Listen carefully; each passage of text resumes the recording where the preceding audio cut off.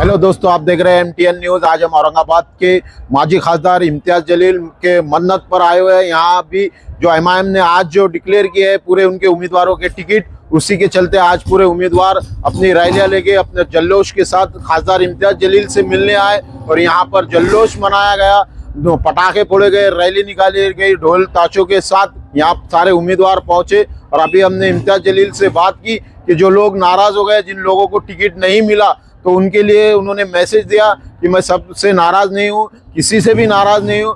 हालांकि उनके कार्यकर्ताओं ने उनकी फोटोआं जलाई, उनका निषेध किया, यहाँ तक कि उन्हें गालियाँ तक दी, पर फिर भी इम्तियाज़ जलील ने कहा कि मैं किसी से नाराज़ नहीं हूँ। ये फैसला पार्टी का था, असदुद्दीन ओवैसी का था, सबको इसको मानना चाहिए और मिलजुल कर सबने काम करना चाहिए। आज जो जल्लोश नजर आया, उन्होंने ये भी कहा ये जल्लोश 16 तारीख के दिन भी यही रहेगा।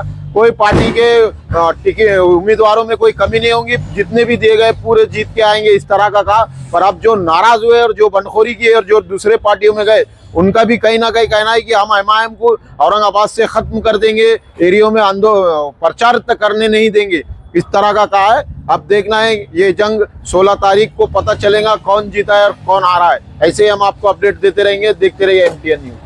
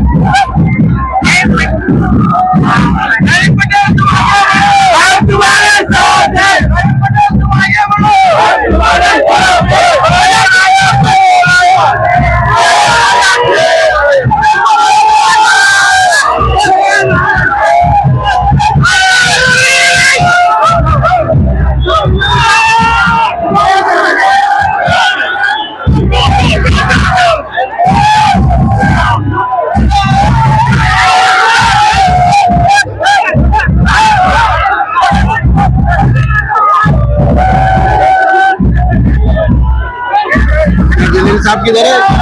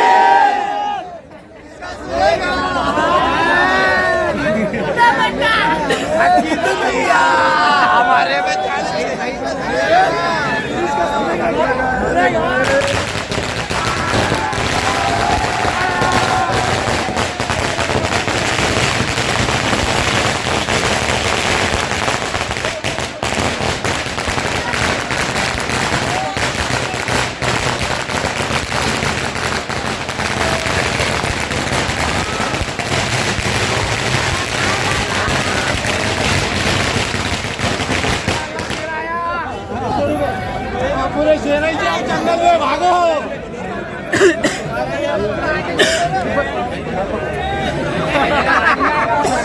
शेर एक जगह।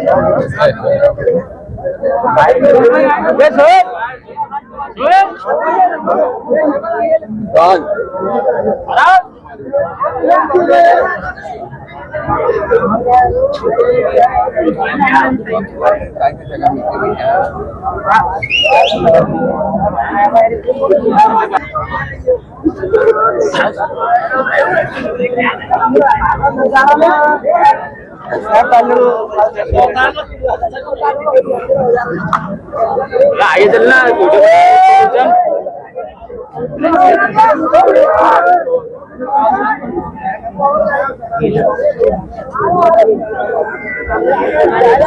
महानगर पालिका में आपने महापौर बना लिया, ऐसा जश्न लगता है, क्या कहेंगे आप?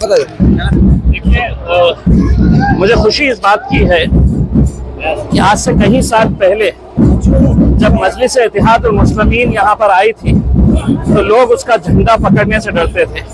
तब इनमें से बहुत सारे ऐसे नौजवान थे, उन्होंने ये झंडे को संभाला और आज ये वक्त आ गया है कि मजलिस की एक सीट हासिल करने के लिए 50-50 लोग कतार के अंदर खड़े हुए थे। उसमें यकीनन मैं भी समझ सकता हूँ कि बहुत सारे लोग नाराज़ हो गए और मैं उनसे सबसे पहले तो मजलिस इत्तेहाद उल मुस्लिमीन के महाराष्ट्र के सदर की हैसियत से वो तमाम उम्मीदवारों से मैं माजरत चाहता हूँ, मैं उनसे माफ़ी चाहता हूँ और मैं ये उम्मीद करता हूँ कि हमने जो भी फैसला किए हैं वो मजलिस के हित में किए हैं, मजलिस की भलाई के लिए हमने किए हैं।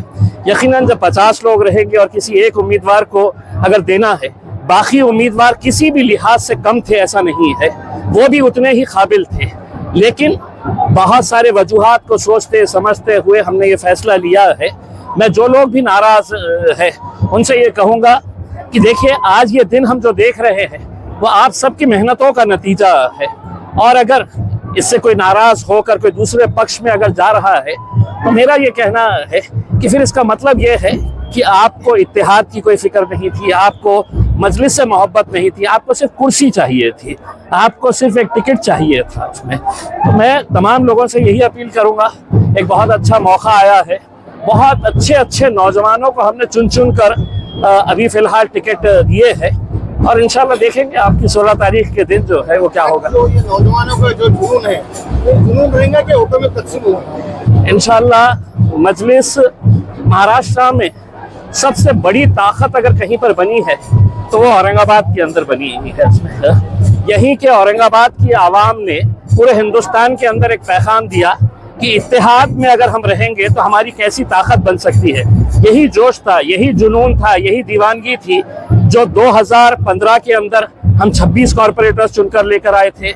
एक एमएलए यहाँ पर बना, एक एमपी यहाँ पर बना, और आज जब ये वक्त आया है तो सारी सियासी ताकतें एक तरफ है और ये नौजवान, ये दीवानों का हुजूम जो है वो आप इंशाल्लाह देखेंगे कि 16 तारीख के दिन ये शहर का रंग कैसा होगा। आपके विरोधियों ने आपके पोस्टर भी जलाए, आपके पोस्टर भी फाड़े हैं, क्या आप उनको बनाने की कोशिश करेंगे? देखिए वो भी मेरे अपने हैं, और मैं जैसा पहले कहा हूँ कि उनकी नाराजगी जायज़ है, मैं खतई उनसे खफा नहीं हूँ, मैं खतई उनसे नाराज नहीं हूँ उसमें, वो भी मेरे अपने हैं। लेकिन जैसा मैंने आपको बताया है, अगर किसी एक को अगर हम टिकट देते हैं तो बाकी जितने भी उम्मीदवार हैं उनको भी ऐसा लगता है कि यार ये टिकट मुझे मिलना चाहिए था। कुछ उसको कबूल कर लेते हैं और कुछ जो है वो इल्ज़ाम लगाते हैं, तोहमतें लगाते हैं। लेकिन मैं इतना कहना चाहूँगा, जब तक मेरे क़ायद बैरिस्टर असदुद्दीन अवैसी साहब का यकीन और भरोसा मेरे ऊपर है तो तब तक मैं मजलिस को मजबूत करने के लिए हर कोशिश करता रहूँगा, और मेरे साथ ये जितने भी जियाले हैं, ये जितने भी नौजवान हैं, इंशाल्लाह मजलिस को आगे लेकर जाएंगे। ठीक है, हो सकता है ना, अगर असदुद्दीन अवैसी साहब ने इख्तियार अगर मुझे दिए थे कि आप अगर ये फैसला करे करके उसमें, मुझे उनसे सिर्फ एक ही सवाल करना है कि आप मुझे ये बता दें कि ऐसा कौन सा उम्मीदवार है जो आपको लगता है कि इम्तियाज जलील ने गलत फैसला लिया है करके। अगर गलत फैसला लिया होता तो इतनी सारी हुजूम जो है वो उनके साथ नहीं रहता था उसमें। ठीक है, जो ख्वाहिशमंद थे, जिनको ऐसा लगता था कि हमें मिलना चाहिए, नहीं मिला है, हाँ, लेकिन इसका मतलब ये नहीं है कि वो मजलिसी नहीं है। वो कल भी हमारे थे, आज भी हमारे हैं, और आने वाले वक्त के अंदर भी। आप मुझे जो कहना है कह लीजिए, लेकिन मैं आपको एक कट्टर मजलिसी समझता हूँ और आगे भी समझता रहूँगा। देखिए नौजवान लड़के हैं, पार्टी के साथ जुड़े हैं। अगर एक नौजवान आया है तो हमारे पास हाजी शेरू जैसे बुजुर्ग भी आज जुड़े हुए हैं उसमें, हाँ? तो मेरे हिसाब से आप मजलिस को अगर हमें आगे लेकर जाने का है तो हम सब साथ में मिलकर आएंगे तो ही हम एक ताकत बनेंगे। तो नाराजगी है, थोड़े वक्त के लिए है, इंशाल्लाह हम जाएंगे, मनाएंगे, और किसी भी अगर जैसा किसी को लगता है कि मेरी तरफ से कुछ नाइंसाफी हुई है तो मैं आपसे तहे दिल से मैं सर झुकाकर आप लोगों से माजरत चाहता हूँ, माफी चाहता हूँ, लेकिन हम इस इत्तेहाद को तोड़े नहीं, बस मेरी यही इंतजार है। छोटी छोटी बातें होती है सियासत के अंदर। फारूक शादी भी हमारे अपने हैं और मजलिस की एक बहुत बड़ी ताकत है, वो एक नौजवान है। मुंबई के अंदर हमारा एक बहुत अच्छा चेहरा था, किसी वजूहात की वजह से वो भी नाराज है। इंशाल्लाह उनको भी मनाएंगे, उनको भी लेकर आएंगे साथ में। रिजल्ट असर ये पड़ेगा कि 16 तारीख के दिन आज जितना हुजूम देख रहे हैं इससे 10 गुना हुजूम यहाँ पर इंशाल्लाह 16 तारीख के दिन आपको देखने को मिलेगा।